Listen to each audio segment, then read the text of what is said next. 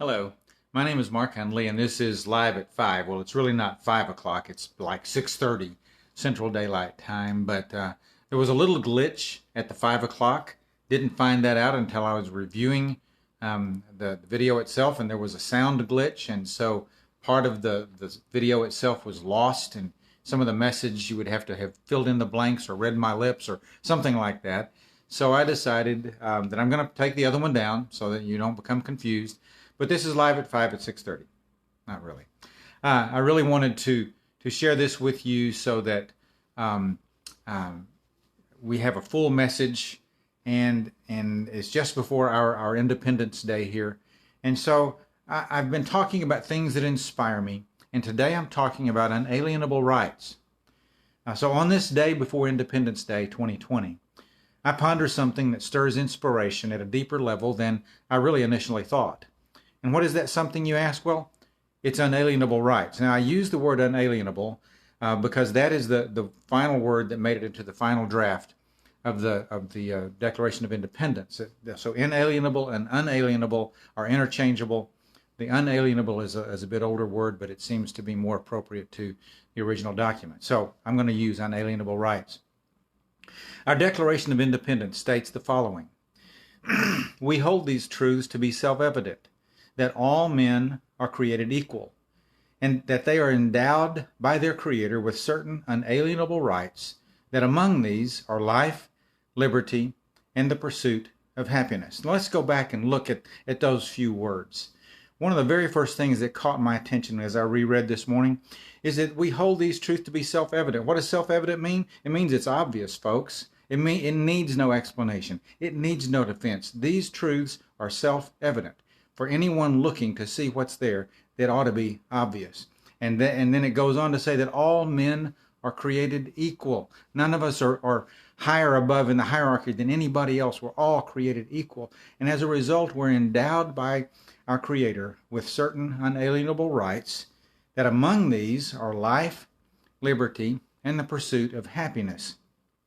What's curious about that is it says that among these, we tend to focus just on the life, liberty, and pursuit of happiness, but there is an implication that there are other unalienable rights that are ours as human beings, endowed to us and given to us by our Creator. But the chief among these are life, liberty, and the pursuit of happiness. What is the definition of unalienable rights? Well, it's what's unalienable. Unalienable cannot be taken away or denied. The unalienable rights are the rights that can never be forfeited. They're fundamental parts of our humanity. Within the context of the Constitution, these rights are granted by God, our Creator. From this particular perspective, it seems that man should do everything within his power to both protect and promote those rights for everyone. You see, I'm disturbed by what appears in recent days to be moves to abandon these unalienable rights for all and preserve them for a designated few. You see, anytime these rights are threatened for a few through legal wranglings, political shenanigans, ideological pandering, or self-righteous religiosity, they are threatened for all of us. The three initial unalienable rights listed in our Constitution are life, liberty, and the pursuit of happiness. When in the course of human events these rights become scarce commodities, the whole of human decency is threatened. Life, liberty, and the pursuit of happiness are rights that must be honored and nurtured for all people everywhere, especially in our country.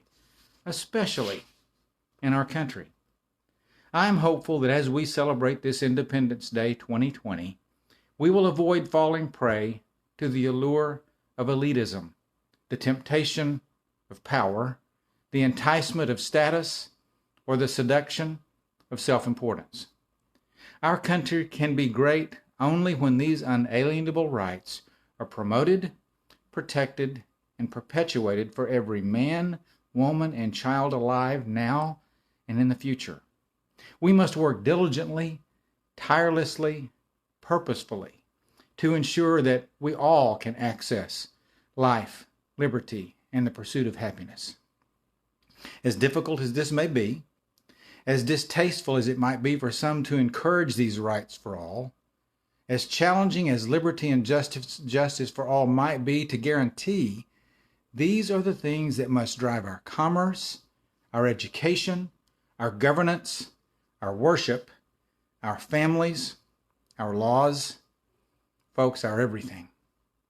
On this Independence Day 2020, and for all time to come, may we work together to make these rights sacred for everyone. On this Independence Day 2020, I wish you peace.